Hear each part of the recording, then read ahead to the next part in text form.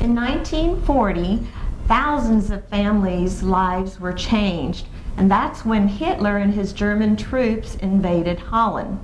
Now, with us today, with Eddie and I today, is Johanna Wyckoff, and Johanna is the author of a book called Dancing in Bomb Shelters. She is truly a piece of living history here, and we wanted to spend a little time with her chatting about her book. Thank you for being with us. Thank you for being here. Very nice. So I know you had a large family. Yes. How many children, and tell us a little bit about it. Well, they had 10 children. My parents had 10 children. That is a lot. Yes, and some of them were living in the married one were living in a town called Arnhem, which was also that battlefield in World War II.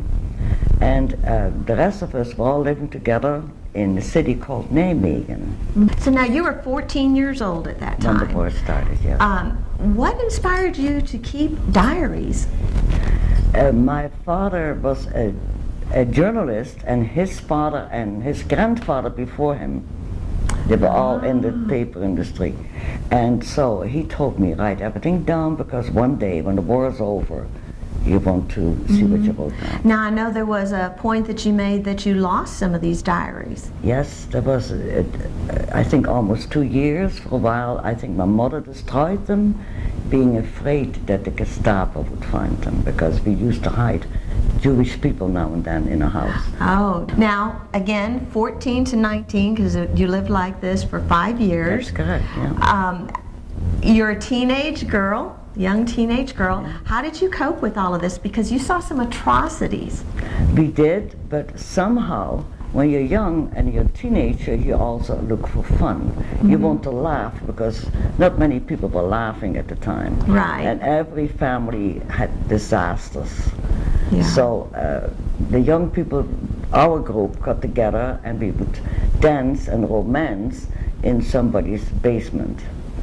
Oh my For goodness. the time being. And you were telling me that you did this to an old record called Blue Moon, is this right? Yes, and one time I did the telephone answering in a bomb shelter, because at the office where I was working, they had a bomb shelter, big bomb shelter.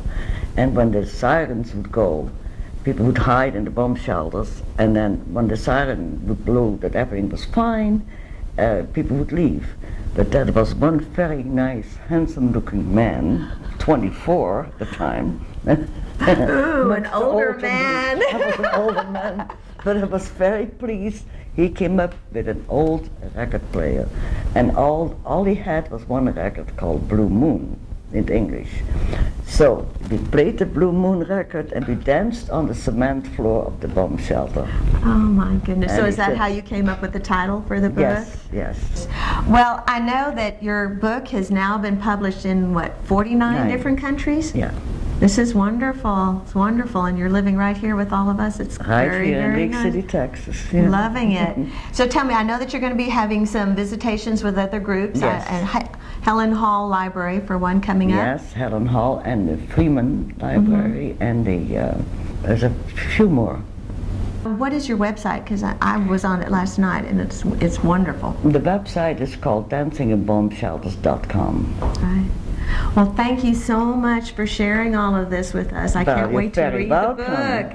I'm very excited about it. Well, Thank it's you. very nice that you have an interest in this. That Yeah. I really appreciate. Yeah. And it goes for Eddie also. Yeah. For me, it's a thank you. It's wonderful. Yeah. Thank you very much.